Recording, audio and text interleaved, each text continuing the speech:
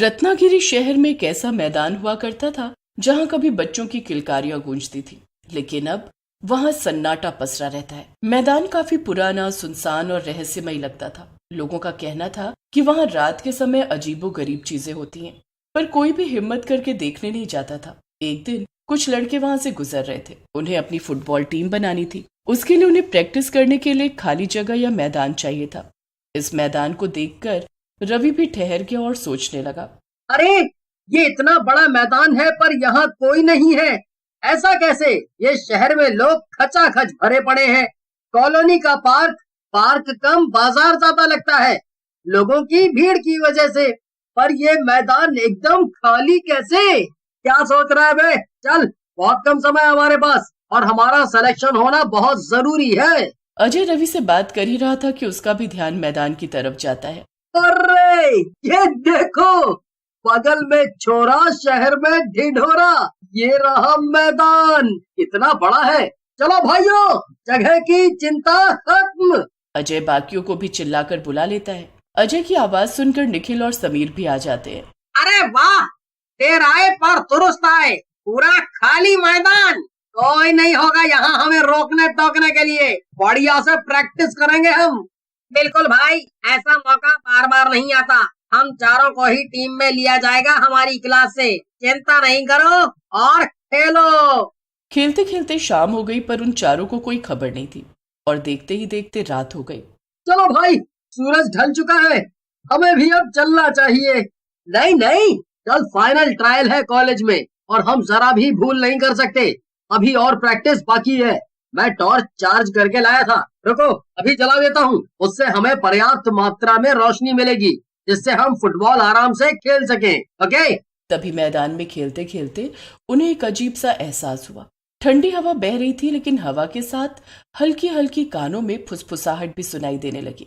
भाई एक मिनट, मुझे लगा जैसे कोई फुसफुसा रहा है।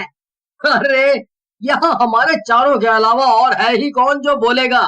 तुझे वहम हो रहा है? चल चल, रुक मत, चेक कर, बॉल आगे बढ़ा यार। हाँ, हो सकता है, शायद हवा की वजह से ऐसा लग रहा होगा। तभी अचानक फिर समीर ने देखा कि मैदान के झूले अपने आप हिल रहे हैं। ये देखकर समीर डर गया। भाई, ये झूले कैसे हिल रहे हैं? भाई कुछ तो है, अब मुझे डर सा लग रहा है पक्का। चलो भाई, घर चलते हैं, कल वापस प्रैक्टिस कर लेंगे अगर टाइम मिला तो। क्या यार, तू भी ना, रुक जा।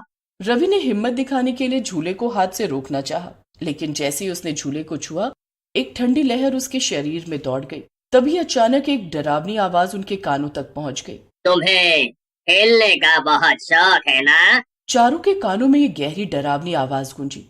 वे हड़बड़ाकर इधर उधर देखने लगे, लेकिन वहां कोई नहीं था। वे चारों अपने इर्द गिर्द देखने लगे, पर उन्हें कोई नजर नहीं आया। तभी फिर उन्हें एक भूतिया आवाज आई। हम वही हैं जिनका ये मैदान था और हमेशा रहेगा। अब की बार तो ये जवाब सुनकर उन चारों को एहसास हो गया कि उनके अलावा भी यहाँ कोई और है। पर कौन? ये सवाल उन सबके मन में घर कर रहा था, क्योंकि उन्हें सिर्फ डरावनी आवाज सुनाई दे रही थी, पर कोई दिखाई नहीं दे रहा था। अचानक चारों के सामने डरावने भूतों का एक झुंड दिखाई दिया। उन्हें देख उन चारों की तो जैसे टाई टाई फिस हो गई थी। जितना भी जोश उनके अंदर भरा पड़ा था, सब बाहर आ गया। अरे, ये क्या हुआ? मेरे पैर निकल क्यों नहीं रहे?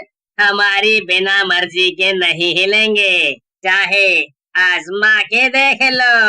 हमारे साथ खेलो, हमारे साथ खेलो, आओ हम भी खेलेंगे साथ में। कैसा खेल? फुटबॉल का खेल, पर नियम हमारे होंगे उसमें। नियम तो हमें पता है, पर क्या आपको भी पता है? खेल हमारा, नियम भी हमारा। तुम अपने नियम अपने पास रखो। हमारे साथ का खेल हमारे नियमों पर आधारित होगा। और नियम? जो हारेगा उसकी आत्मा यहीं रह जाएगी। और अगर हम जीत गए तो?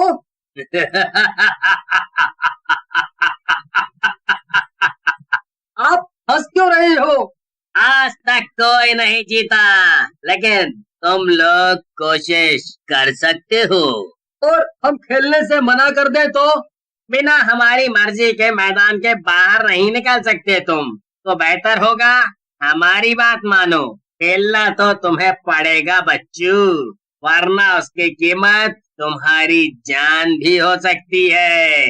वे चारों सहम गए और खेलने को मजबूर थे क्योंकि कोई और रास्ता नहीं था उनके पास।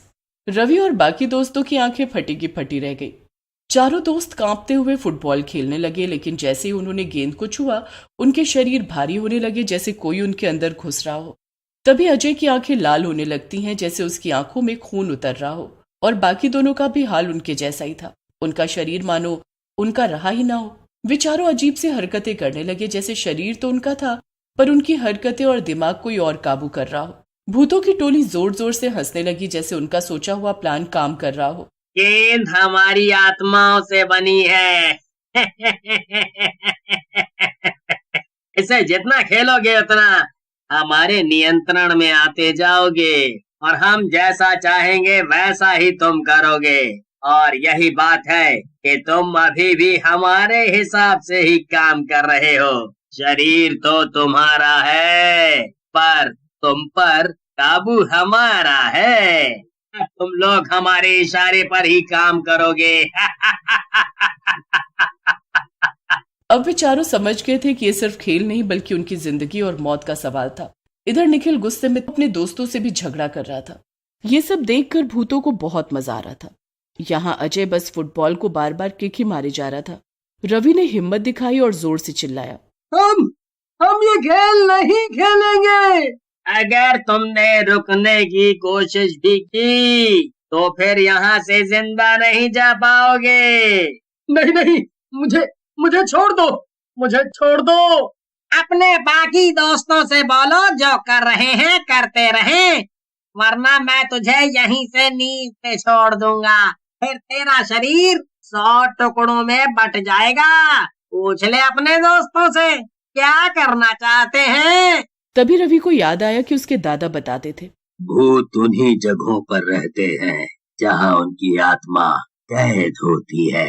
अगर उस जगह को नष्ट कर दिया जाए तो वे भी खत्म हो जाते हैं। रवि ने अपने मन में ही कहा, मुझे मैदान को नष्ट करना होगा।